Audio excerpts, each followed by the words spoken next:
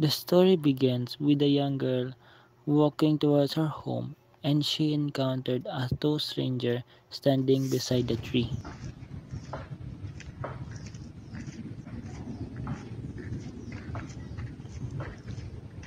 Oh, hey, little lady, where are you going? Are you alone?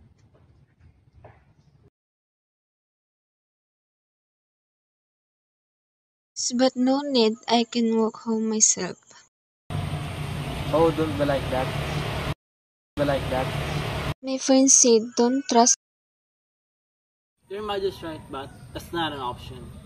You're coming with us. Those strangers. She was forcefully dragged into the woods and did something miserable to her. When the young girl arrived in her house, her mother was shocked by what she had seen.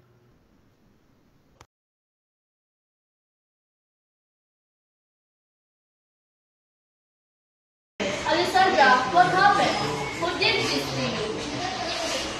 I encountered the two men standing at the tree and dragged me at the dark place.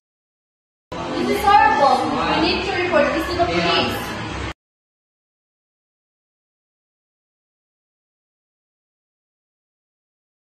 After the girl's mother finds out what miserable things happened to her daughter, she was immediately goes to the police station to her beloved daughter.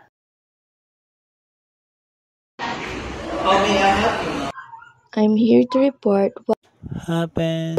daughter. My daughter got raped and now has to find the person who raped our daughter.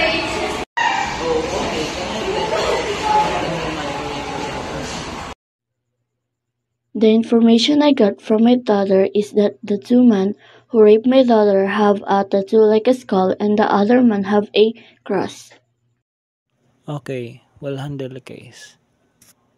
Okay, let's go. They will handle the case.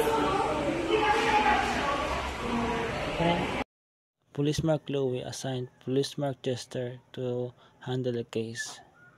Police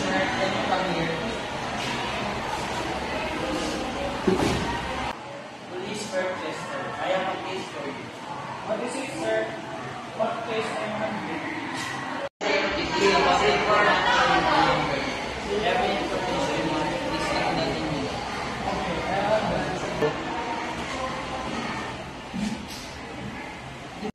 After Police Mark Chester got the case, he immediately handled the case.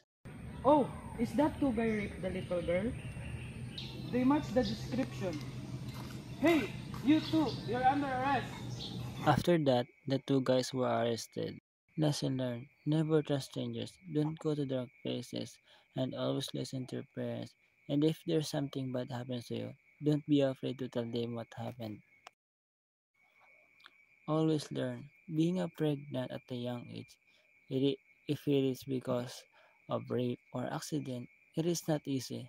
It could destroy your life. So always be careful what you do and where you are.